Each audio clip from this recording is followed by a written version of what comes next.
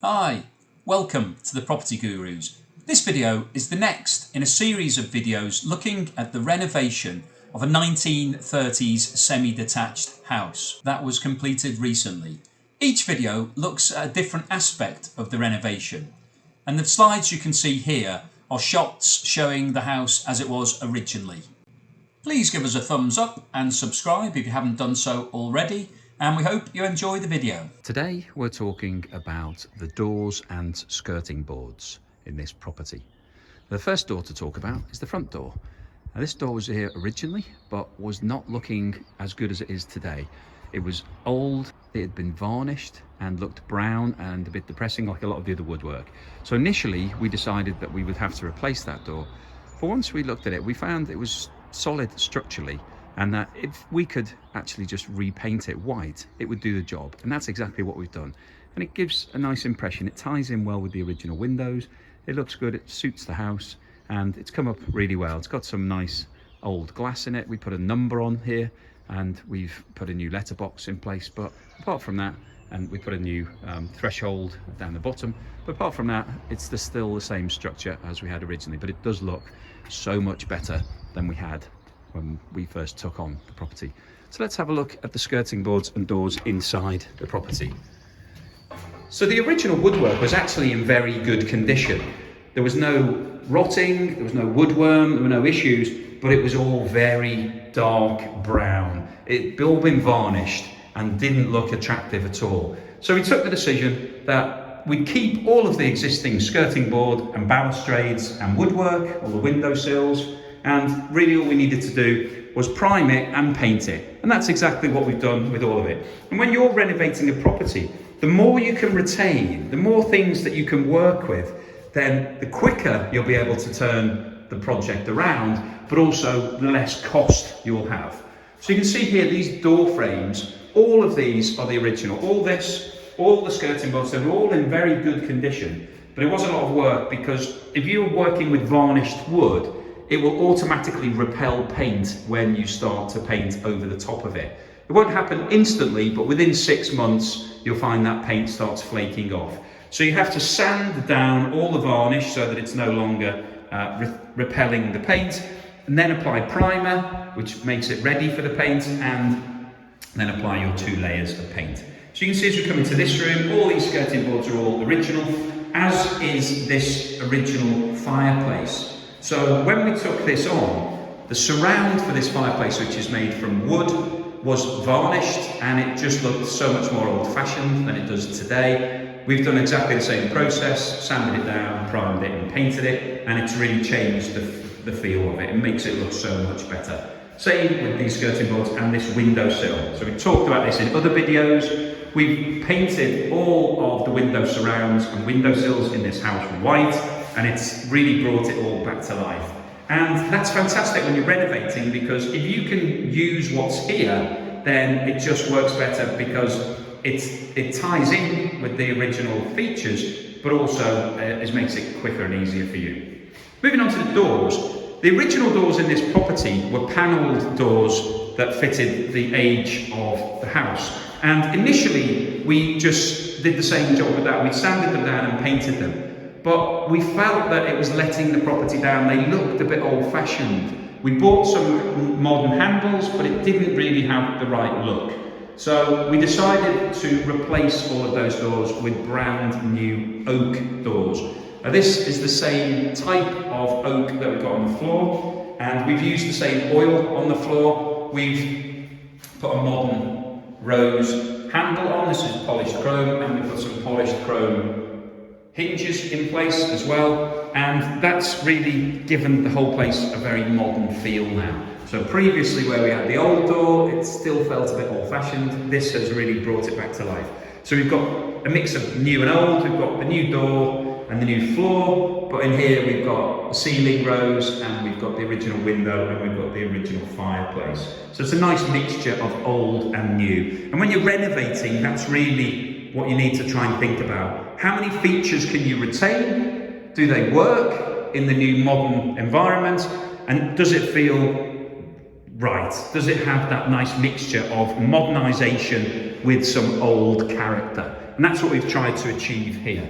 So walking through, there's a lot of woodwork in this property. You can see the door under the stairs. This was all here originally. This banister and balustrade is a real triumph. It's come out really well. It looks great. It really helps make this a feature staircase. And this was all here originally. So we didn't have to install this. We didn't have to remove the existing. All it needed was some TLC and some paint. The same with this door. We've applied a new handle, so it gives it a modern feel. But you can see here, we haven't even changed these hinges. So these hinges are the original brass hinges, but they look fine. They're quite small, you don't really notice them. And it just made it quicker and easier. We've replaced all the doors, as we said, so this has been done. But all the frames are the original frames. So these have been painted white. And we get asked this question a lot, can you have a white frame with a brown door? Yes, you can. Every time. Looks great, works all the time. Coming in here, skirting boards were all here originally, and basically that's just the same process of priming and painting. Let's have a quick look upstairs at the woodwork and what we've done here. All of this was here originally, so it's literally just been brought back to life. Same with this window board. So that was here, as was the window frame, but it was all varnished, so we just painted that. These skirting boards are all here originally. The door frames, we've replaced all of the doors. And the same in this bedroom here. This window sill here, which is quite a substantial one because it's the bay window. This was the original, we just painted it and it ties in really nicely. We did have a bit of an issue with the skirting boards. Here we are in a room that's had fantastic oak flooring fitted, really nice, engineered, brushed and oiled oak flooring.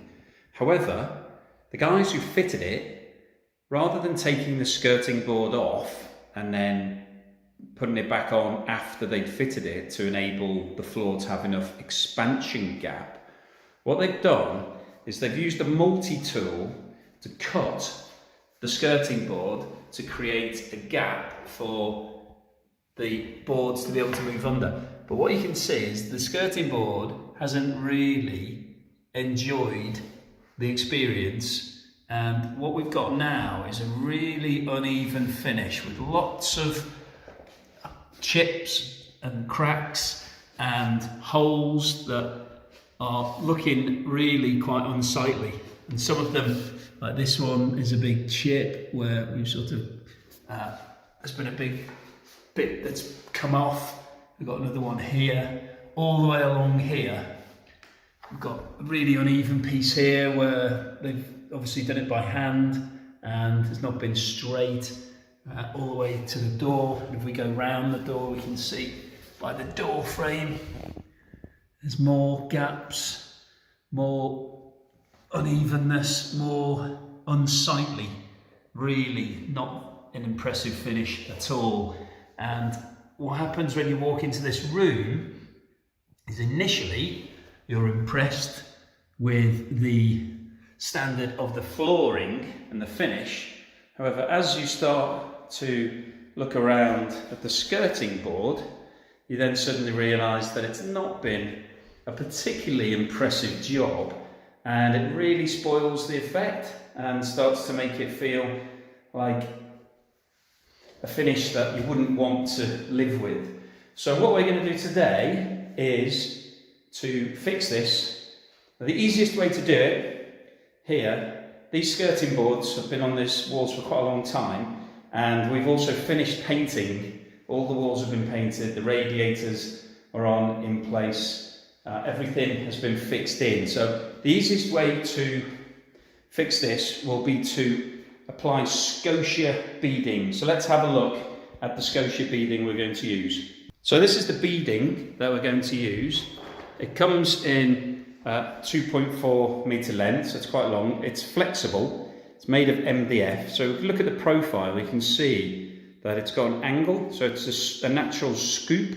So the idea here is that the top side of this sits flush against the skirting board, the bottom side sits flush against the floor, and then you have an angled piece that sort of sits in between the two. So the concept here, as we fit it, will be that we will push this nice and flush against the skirting board, and we'll see here, just even by putting it in place, you can see the improvement already, that it takes your eye away, gives it a nice clean straight finish, and this is going to cure the problem in this room. So if we compare it to what we've got over here, which is the really unsightly, uneven cut that's been left by the guys who did the flooring, to just looking at that lying against the wall is already giving it a more luxurious quality feel. So the way we're going to fix this, we're going to be pinning it with nails. So we'll fix it with pins to the skirting board itself, and then we will cork that in as we would with the skirting board. We're fitting that, and then we'll just, if there's any joins, so here you can see we'll need to make a join, then we will join that, and if we need to, we'll paint it in as well. But we've got the white primed, which matches in with the skirting board, so that shouldn't need too much additional touching up afterwards. And here we are now in the room with the finished article. So we've now fitted all of the beading and we've corked it all in, and it looks immensely better. It's just so much better. We've removed that uneven finish, the jagged edge that we had at the bottom of the skirting board that was really letting everything down, and now we've got a nice smooth clean finish. It's always a good tip to paint this white. Don't paint it the same as the floor, because it then looks like the floor's lapping up against the skirting board, and you don't want that. You just want a nice white edge like we've got here, finishing off the bottom of the skirting board, giving it a nice clean edge. So it's always easy to fix things if you think through how to do it. So hopefully this video has given you some ideas as to how to go about retaining as much of the original property as possible. It's easy when you're doing a renovation project to think that you need to throw everything in the skip and start again from scratch. Don't do that, because firstly, it will cost you more money, and secondly, it will take longer to do. So in any renovation, you want to try and be as quick as possible, but also keep the cost down by retaining as much as you can. We've been the Property Gurus. Thank you for watching, and we'll see you again soon.